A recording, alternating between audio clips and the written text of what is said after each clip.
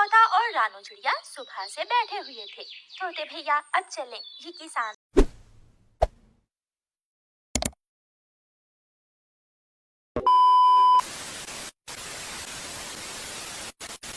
तो घर जाएगा नहीं और ना ही हम किसान की मकई खा सकते हैं।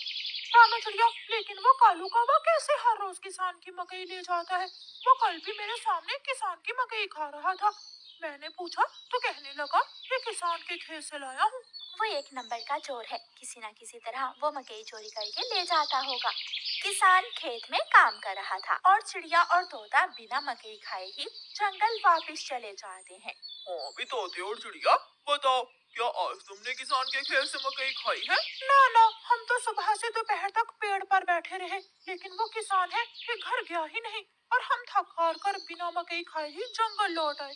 मैं तो जा रहा हूँ, पेट भर मकई खाऊंगा भी और अपने साथ भी लेकर आऊंगा। कालू कौवा इंसानों की बस्ती की तरफ जाता है। कालू कौवा किसान के खेत में जाकर किसान से कहता है, किसान किसान, तुम्हें तुम्हारी पत्नी घर बुला रही है, तुम्हारे घर में मेहमान आए हैं। अच्छा, तो मैं जल्दी से घर जाता हूँ। कौवे, शुक्रिया जो तुमने मुझे बता दिया। किसान अपने घर चला जाता है और कौवा मजे मजे से किसान के खेत से मकई खाने लगता है। नहीं, मैंने तो आपको नहीं बुलाया। क्या मेहमान नहीं आए थे? तो फिर उस काले कौवे ने मुझसे झूठ क्यों बोला? कौवा झूठा है, मैंने तो उसे नहीं भेजा। कौवा पेट भरकर मकई खाता है और कुछ मकई अपने साथ लेकर वापस जंगल लौट जाता है। कौवे कौवे, एक मकई का भुट्टा मुझे भी दे दो। ना ना, मैं तो मकई का भुट्टा किसी को नहीं दूंगा, बहुत मुश्किल से लाया हूँ मैं। कौवा चिड़िया के सामने बैठकर मकई का भुट्टा खा रहा था और चिड़िया के मुंह में पानी आ रहा था। दूसरे दिन कौवा फिर से किसान के खेत में जाता है और किसान से कहता है, किसान किसान, मैं अभी अभी तुम्हारे घर से आया हूँ, तुम्हारे बेटे को तेज बुखार है, जल्दी से घर जाओ। कौवे की बात सुनकर किसान घबरा जाता है और कुछ सोचे बिना अपने घर भाग जाता है और कौवा मजे से मकई खाने लगता है। कहाँ है मेरा मुन्ना? मुन्ना तो बाहर खेलने गया हुआ है। क्या मेरा मुन्ना ठीक है? हाँ, मुन्ना तो बिल्कुल ठीक है। तो फिर इसका मतलब आज फिर उस शरारती कौवे ने मुझसे शरारत की है। उसने मुझसे कहा कि मेरे मुन्ने को बुखार है, मैं जल्दी घर जाऊं।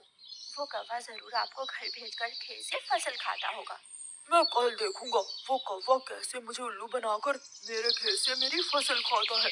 कौवा जंगल जाकर बहुत खुश था। वो जो मकई अपने साथ लाया था वो तोते और कबूतर के सामने बैठकर खाता है।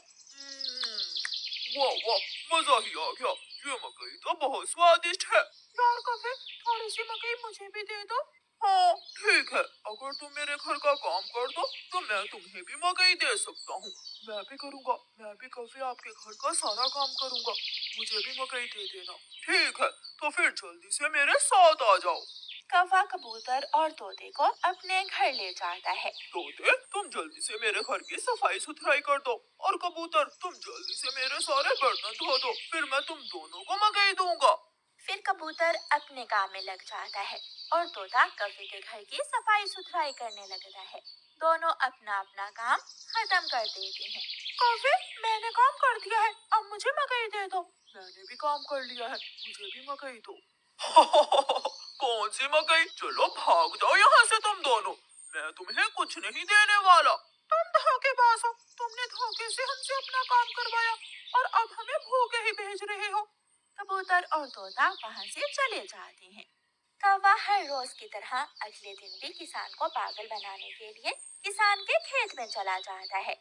कौवा किसान के पास जाता है और किसान से कहता है, किसान किसान, मैं अभी अभी देख कर आया हूँ, तुम्हारी गाय जंगल की तरफ जा रही है, शायद उसकी रस्सी टूट गई होगी।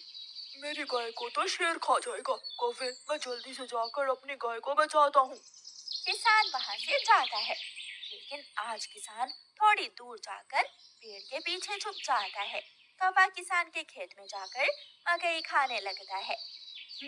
तो ये कौवे का बच्चा इसलिए मुझे हर रोज किसी न किसी तरह खेत से भेज देता है। जब तक मेरे पास बड़ा दिमाग है, मुझे किसान की फसल खाने से कोई नहीं रोक सकता। किसान के पास बंदूक थी।